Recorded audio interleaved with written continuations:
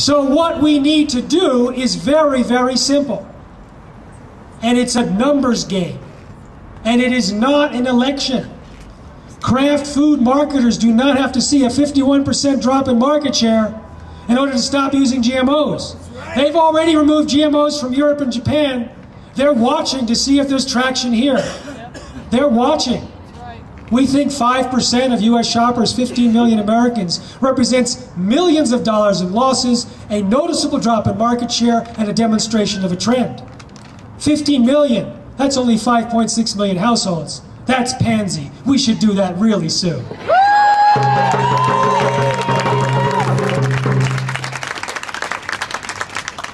And it's already happening. Supermarket News at the end of 2009 predicted 2010 would see an unprecedented upsurge of consumer concern about GMOs. And I tell you, it's absolutely happened. I started traveling around the country in 2003 over and over again, nonstop. I think I'm the only one that's been doing that, so I have a unique perspective to compare year after year. And at the beginning of 2009, people were coming up to me with different stories. People were coming back to me with points about the health dangers of GMOs, saying them better than I do. People were coming to me and saying, I have a group of mothers that are, a pair of kids that have autism. We all have read your books. We're all avoiding GMOs and prescribing it to everyone in our network. Doctors saying we're prescribing non-GMO diets to everyone that comes to our clinic. Over and over again, farmers having meetings about GMOs and coming out with more and more farmers rejecting them. The level of activism was unprecedented. Then in May of 2009, the American Academy of Environmental Medicine said all doctors should prescribe non-GMO diets to everyone, citing reproductive problems, immune system problems, gastrointestinal problems, accelerated aging. I'll give you an example. Reproductive problems. Let's talk about Roundup Ready soy.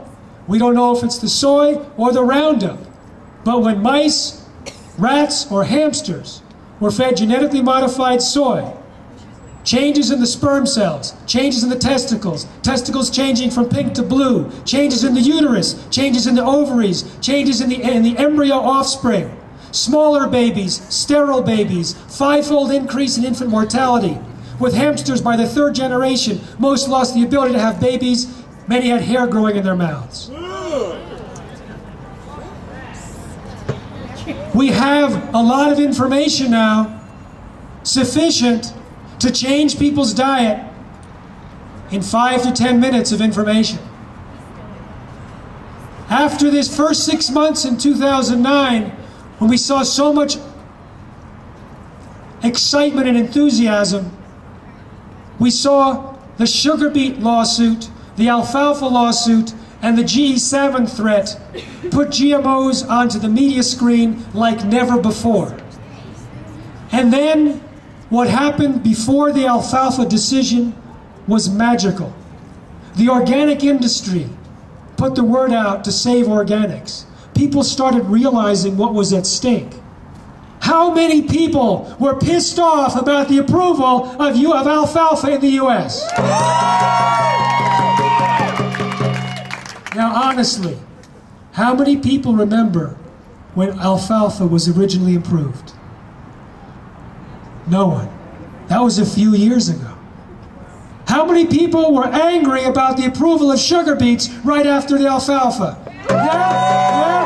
Now how many remember when sugar beets were originally approved? That was a few years ago. The same event, and now we have millions. And now we have millions angry, and now we have millions avoiding. So what is happening? GMO-free was the fastest growing store brand claim in 2009, and it's the 3rd fastest overall claim on all products sold in the supermarket today. We are changing the food supply.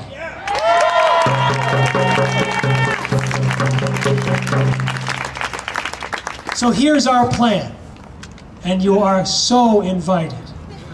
And you are being invited by the bees, by the cows, by the pigs, by your gut bacteria, by the soil bacteria, by the Indian farmers, and by your great-great-great-great-grandchildren. You are invited to participate. You are invited to create a tipping point, and it is so simple. It is so simple. There is just 3 pieces of information we need to convey. And we need to convey it to whom? To the people that want to know. How many people want to avoid eating GMOs? Most Americans.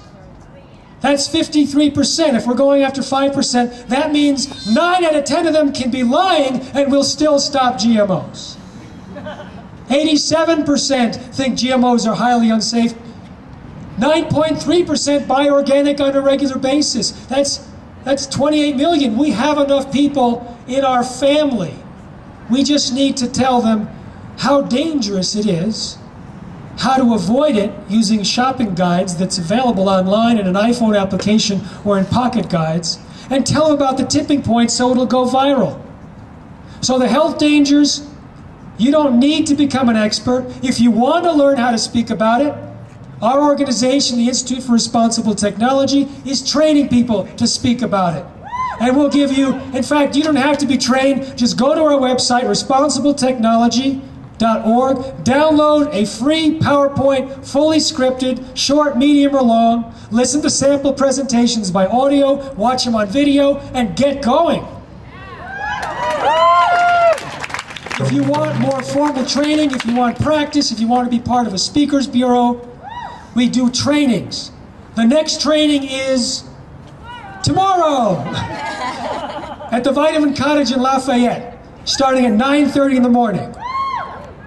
How many people plan to go? Raise your hand. Okay, excellent. I will see you there, and by 5 o'clock, you will be so ready. So ready. And if you can't make it there, we have online courses, and we'll be doing it every Greenfest for the rest of the year. On the Sundays of Greenfest, we'll be doing it all over the country. We're training people. We've trained 350 people to speak about GMOs in the last 12 months.